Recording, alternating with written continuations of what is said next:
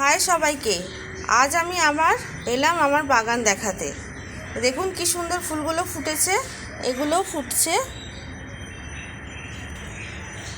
ফুটছে, এখনো বাকি আছে, এগুলোও বাকি আছে এখনো। এটা কুঁড়ি হয়ে রয়েছে। এই সাদা জবাগুলো একটু রোদ্দুর উঠলে তারপর ভালো করে ফোটে।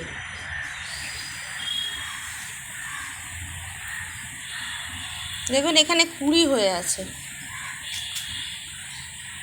এই জবাটাও তাই, একটু রোদ্দুর উঠলে ভালো করে ফুটবে।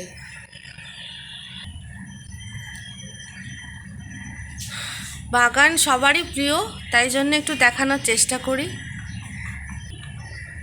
এই যে আমার করবী ফুলগুলো কি সুন্দর ফুটেছে, কিন্তু কাল তোলা হয়নি।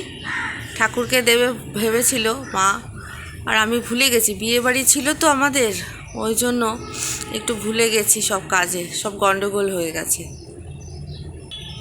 বাড়িতে সব লোকজন আসছিল, সেই নিয়ে একটু ব্যস্ত ছিলাম। কি সুন্দর লাগছে না? যতটা পারি আমি দেখানোর চেষ্টা করি। সবাই আপনারা আমাকে সাপোর্ট করছেন, আরও করবেন, আরও শেয়ার করুন, তাহলে আরও সাবস্ক্রাইব বাড়বে আমার একটু। আপনাদের কাছে আমি কৃতজ্ঞ, আপনারা যে আমাকে সাপোর্ট করছেন। এ দেখুন বেল ফুল।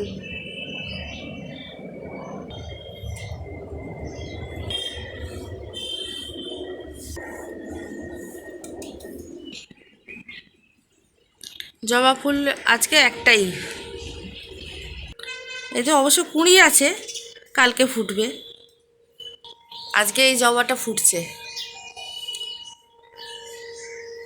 আরও বড় হয়, কিন্তু আজকে একটু ছোট ছোট লাগছে।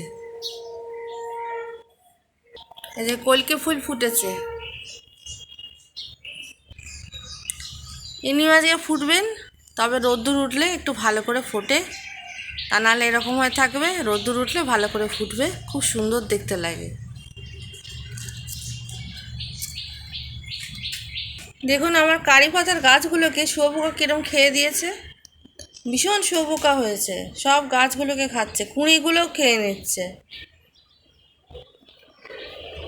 গাঁদা ফুলের চারা হয়েছে কি সুন্দর। একটু ছাতে এলাম গাছটা একটু দেখাবো বলে, আর আমিও দেখবো বলে। দেখুন রোদ্দুর উঠে গেছে।